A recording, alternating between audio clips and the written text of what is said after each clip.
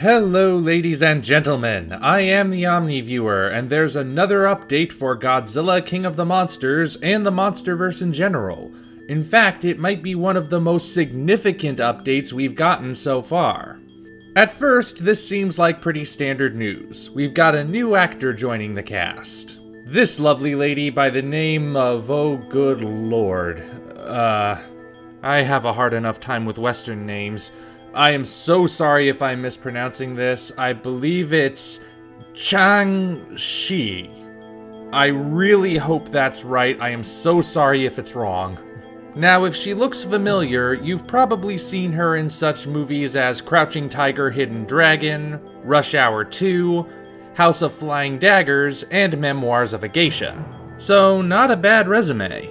And apparently she is playing a member of Monarch.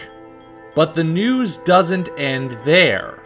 She has actually signed a multi-picture deal because her character is going to be a very prominent one in the MonsterVerse. That's very big news indeed. In fact, this is the first we've heard of anyone signing a multi-picture deal for the MonsterVerse. Even Ken Watanabe and Sally Hawkins haven't signed multi-picture deals yet. And now I'm starting to wonder if they will.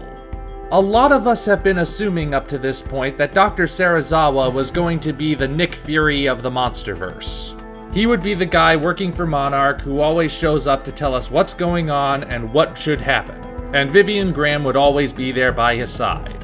However, their return was pure speculation up until recently, and we've heard nothing about them coming back for other movies. Meanwhile, this new addition to the cast is being set up as a recurring character. Is it possible Godzilla King of the Monsters will be the last we see of Drs. Serizawa and Graham? I guess we'll just have to find out. Of course, this leads to speculation as to who Chang-Shi is playing. If I had to guess, this is probably a way of tying back into Kong Skull Island. This character might somehow be related to Dr. San from that movie, the character played by Tan Jing. I have no evidence of that, but it is my first guess. But there's more to it than even that. The report says it's a multi-picture deal, but it doesn't say how many pictures that entails. Her appearance in Godzilla vs. Kong is obvious, but this statement could also serve as a confirmation of what many of us have hoped for.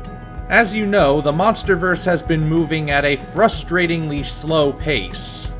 Whereas Marvel has gotten to the point where it's releasing 3 movies every year, there was a 3-year gap between Godzilla and Kong Skull Island, and a 2-year gap between Skull Island and King of the Monsters.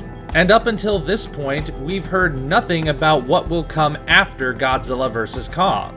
This lack of news even has some people speculating that the MonsterVerse might not last beyond the crossover, that Warner Brothers might let the license to Godzilla expire, and so lay the MonsterVerse to rest so it can focus on the DCEU. But now we have this vague statement about a multi-picture deal.